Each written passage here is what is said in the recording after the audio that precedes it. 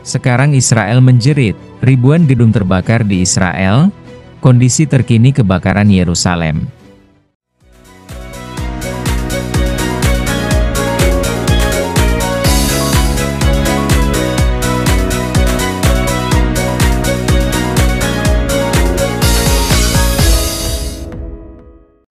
Suasana mencekam melanda wilayah Israel setelah rentetan serangan dan ledakan dahsyat memicu kebakaran besar-besaran di berbagai kota. Ribuan bangunan dilaporkan terbakar, termasuk di Yerusalem dan Tel Aviv.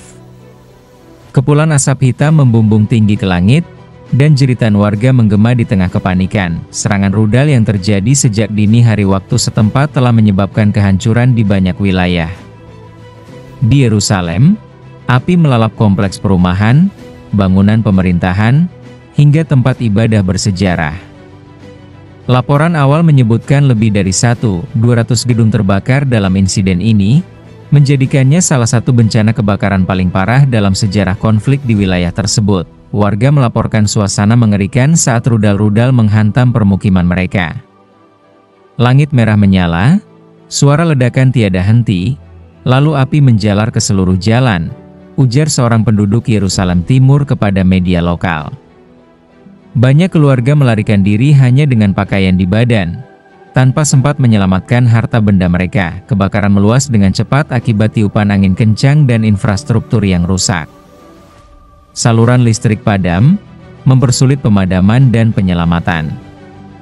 Petugas pemadam kebakaran kewalahan, dengan banyak titik api yang sulit dijangkau. Sementara itu, pasukan keamanan Israel dikerahkan untuk membantu evakuasi dan pengamanan lokasi terdampak. Di jantung kota Yerusalem, kebakaran melanda area komersial dan kawasan administratif.